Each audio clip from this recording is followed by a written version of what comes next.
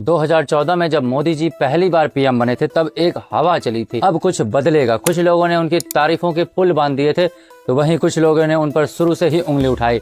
लेकिन सच ये है कि पिछले 10 साल में उन्होंने कुछ ऐसे काम किए जिससे देश का चेहरा बदल गया है। और हाँ, कुछ ऐसे फैसले भी लिए गए जिनके नतीजे सबको पसंद नहीं आए। आज हम दोनों पे बात करेंगे, बिना उनको हीरो बनाए और बिना विलन बनाए। मोदी जी ने देश के लिए कुछ ऐसे कदम उठाए हैं जो आज इतिहास बन गए हैं। लेकिन हर कहानी की तरह इसमें भी कुछ पन्ने ऐसे हैं जो लोग खोल कर देखते हुए थोड़ा सोचते हैं। तो आज हम बात करेंगे उनके सबसे बड़े काम और कुछ ऐसे फैसले जहां गलती हो गई या लोगों को पसंद नहीं आया। एक टाइम था जब गांव में इंटरनेट का मतलब सिर्फ टावर वाली जगह पर जाके फोन उठाना होता था और इंटरनेट भी 2G अच्छे से नहीं मिलता था और बहुत ही महंगा था।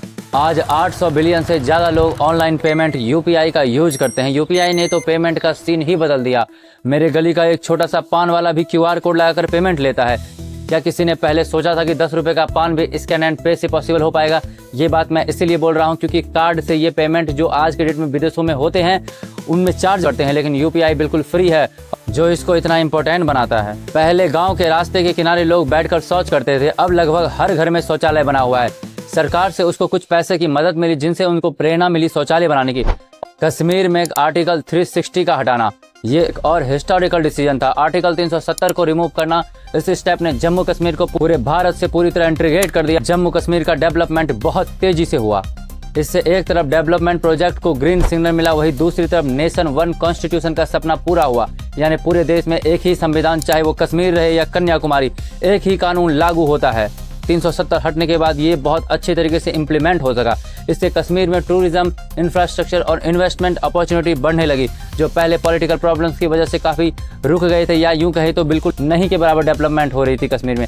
आज कश्मीर काफ़ी तेजी से डेवलप हो रहा है। चौथा जो बड़ा काम उन्होंने किया, राम मंदिर का बनाना, एक और लैंडमार्क अचीवमेंट थी। अयोध्या में राम मंदिर का निर्माण ये एक धार्मिक जगह का कंस्ट्रक्शन नहीं बल्कि भारत के इतिहास और आस्था का प्रतीक है। लगभग 500 साल का इंतजार और कई दशकों की कानूनी लड़ाई के बाद करोड़ों लोगों का आस्था का सम्मान हुआ और कितने लोगों ने बलिदान भी दिए थे। इसमें राम मंदिर बनने से कल्चरल टूरिज्म को नई पहचान मिली और देश भर के लोगों को एकता का संदेश भी गया। इंफ्रास्ट्रक्चर का तेज रफ्तार डेवलपमेंट, दिल्ली से लखनऊ का सफर पहले 10 घंटे लगता था, अब एक्सप्रेसवे ने इसे लगभग आधा कर दिया है। यानी 5 से 6 घंटे में आप दिल्ली लखनऊ का सफर पूरा कर सकते हैं दिल्ली लखनऊ एक्सप्रेसवे के जरिए। हर जगह नए highway, airport, Vande Bharat train.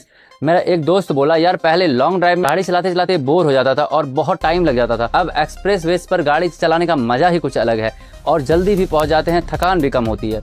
ये रियल लाइफ एग्जांपल्स हैं। एक्सप्रेसवे ने काफी लोगों की लाइफ को बेटर बनाया है। मोदी जी का एक स्ट्रॉन्ग पॉइंट फॉरेन पॉलिसी भी है। G20 समिट होस्ट करना कोई छोटी बात नहीं है। डिफेंस एक्सपोर्ट बढ़ाना हो या आत्मनिर्भर भारत के तहत अपने ही हथियारों का प्रोडक्शन करना और दूसरे देश को बेचना भी हो, आज दुनिया के बड़े बड़े लीडर्स इंडिया को इग्नोर नहीं कर सकते।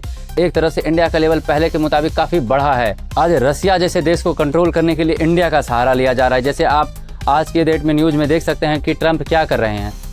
अब बात करते हैं प्रॉब्लम्स की कि उनके ये जो कार्यकाल है इनमें उन्होंने क्या क्या गलतियां की या ऐसा कौन कौन से काम किए जिनसे लोग संतुष्ट नहीं हो पाए। अगर हम फर्स्ट यानी पहली गलती गिनाएं तो पहली गलती है महंगाई का प्रेशर। 2022-23 में रिटेल इन्फ्लेशन 6% से ऊपर चली गई है। खास करके फूड प्राइसेस काफ़ी महंगे हो गए थे। पेट्रोल डीजल के प्राइस भी बीच में काफ़ी अनस्टेबल हो गए थे। बाकी अभी तो नॉर्मल है, लेकिन बीच में काफ़ी तेज़ी से बढ़े थे। आज इंडिया का GDP तो रिकॉर्ड पर रिकॉर्ड तोड़ रहा है, लेकिन यूथ अनएम्प्लॉयमेंट रेट यानी बेरोजगारी का रेट कभी कभी तो 20% के ऊपर भी चले जाता है। मेरे एक दोस्त ने इंजीनियरिंग की थी पर आज वो फूड डिलीवरी में मजबूरी की वजह से जॉब कर रहा है। कोई काम छोटा तो नहीं होता, लेकिन उसके पास जो स्किल्स लिए, उसने जो डिग्री लिया, उस हिसाब से उनको जॉब तो मिला नहीं। फैसले जो उल्टे पड़ गए, नोटबंदी कुछ के लिए ये डिजिटल पुश था, लेकिन छोटे व्यापारी, मजदूर सबको अचानक झटका लगा। लोग को बेवजह लाइन में लग के अपना रियल मनी को बैंक में जमा करना पड़ा।